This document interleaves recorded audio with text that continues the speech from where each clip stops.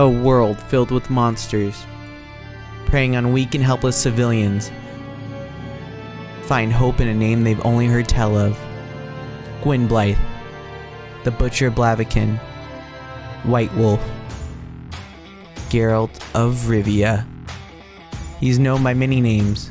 You control Geralt, a monster slayer for hire, known as a Witcher.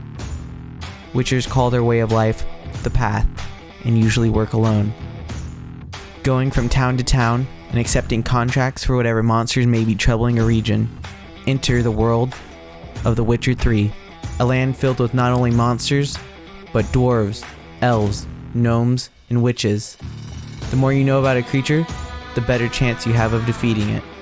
Each monster has its own purpose in the world, spanning from griffins, to trolls, to vampires, and even to whatever the heck that is.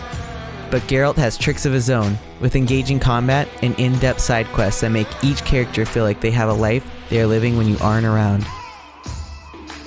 This is a tale of what happens when a quest to find your adopted daughter draws you into this beckoning world of danger and excitement to defeat the otherworldly Wild Hunt.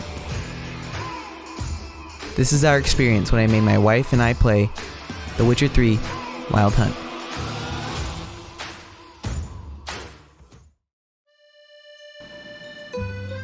Initially, this video was about our review of The Witcher 3, where Kaylee did all the side quests and talking to people, and I did all the fighting. But the game had different options to be passive or physical, and Kaylee and I wanted to go in different directions, and now, well, here we are. Alex is the kind of guy that loves to play on hard mode for no other reason than after the 9th time of dying to the same guy, he can walk over his corpse, look down, and feel like he wasted his time. Kaylee will play on easy, or in this game, a difficulty even easier than easy, called story mode only, so she can breeze past all the enemies, walk up to the big bad boss, fart in his direction killing him, then steal all of his loot just to equip the item that looks the best. Guess I should put my ugly clothes back on. Even though I heard really great things about it, I didn't think The Witcher was gonna be my kind of game.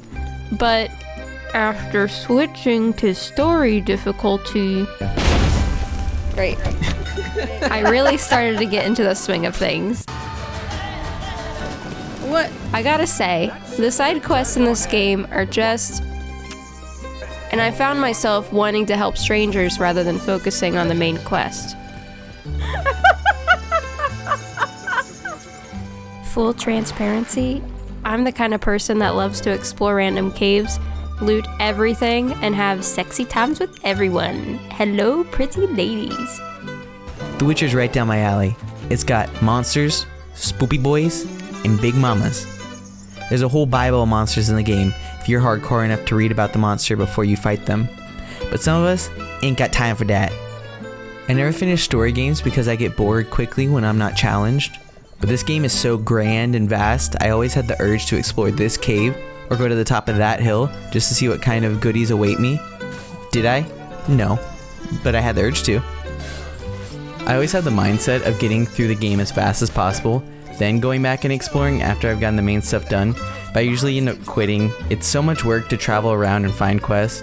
I wish they would just give them to me. And for the big question, Triss or Yen? I couldn't care less whether Geralt fell in love with Yennefer or Triss. That's why I chose to love both of them behind their backs so I didn't have to deal with it later. Oops. This game has moments of greatness, cementing it as one of the most memorable and unforgettable games I've ever played. Like that one time I put on a play at a theater and this lady was doing all sorts of witchcraft backstage. Or when this big guy had the displeasure running into me. Or how about when...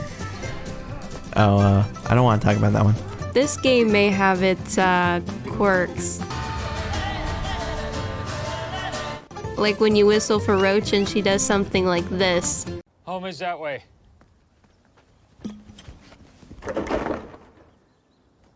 But the gameplay really shines through. I played the role of a valiant hero who just saved the lives of a small village and was humble enough not to accept the reward for my hard work. I guess I'll just take my own reward. I'm never gonna be a cop. I'm gonna have to be a robber. I was the rough and tough brawler who rode into battle on my gallant steed, slaying foe from point A to point B on my quest to save one most dear to me.